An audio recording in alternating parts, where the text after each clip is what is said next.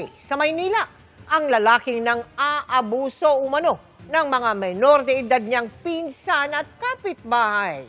Bukod sa ginagawang kahalayan, pinopost pa umano ng suspect ang mga sensitibong video at litrato online para pagkakitaan. Nakatutok si Mariz Umali. Sa operasyon ng Women and Children Protection Center, nadakip ang isang suspect sa pang-aabuso ng mga menor de edad.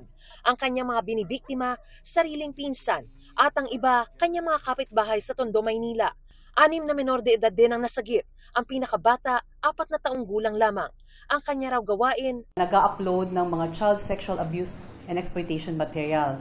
Some of the images, yung mga pinicturan niya lang na yung mga bata are unaware.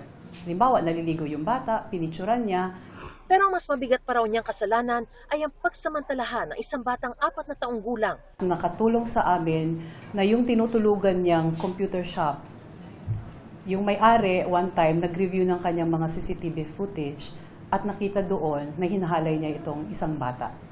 Makikita rin ang suspect sa mismong mga litratong ina-upload niya. Kayo raw po ay gumagawa ng kahalayan sa mga bata sa lugar ninyo? Oo. Opo. Bakit sir? Ba't niyo po yung nagawa? Di ko rin alam eh. All malayo mic natin tala. Siguro ma'am, sa ano na lang din ho siguro. Parang kagustuhan na lang din po, ganun po. Ano tumatakbo sa isip mo pag ginagawa mo yun? Alam niyo po bang mali yun? Nung una po, hindi po. Ngayon lang, nung nahuli po ako, na mali po pala yung ginagawa ko, ganun po. Sa kabuuan, 18 cellphone ang nakuha sa suspect na ginagamit umano niya sa kanyang pagpopost ng mahahalay na litrato. Pero itinanggi niya, binibenta niya ang mga ito online. May tinatabi lang po ma'am. Dalawa lang po cellphone ko ma'am. Nakatambak lang po sa bahay. Humingi siya ng paumanhin sa mga biktima. Humihingi na lang po ako ng patawad ma'am kung kailangan po. Sir. Patawad na lang po. Malam ko na masama po yung ginawa ko at hindi po karapat dapat gawin.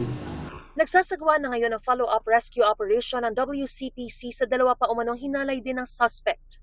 Kasong paglabag sa Anti-Online Sexual Abuse or Exploitation of Children at Anti-Child Sexual Abuse or Exploitation Material Act of 2022 ang isinampa ng mga otoridad laban sa suspect. Kasalukuyan namang nasa pangangalaga ng CSWDO ang mga nasagip na bata para sa counseling at psychosocial intervention.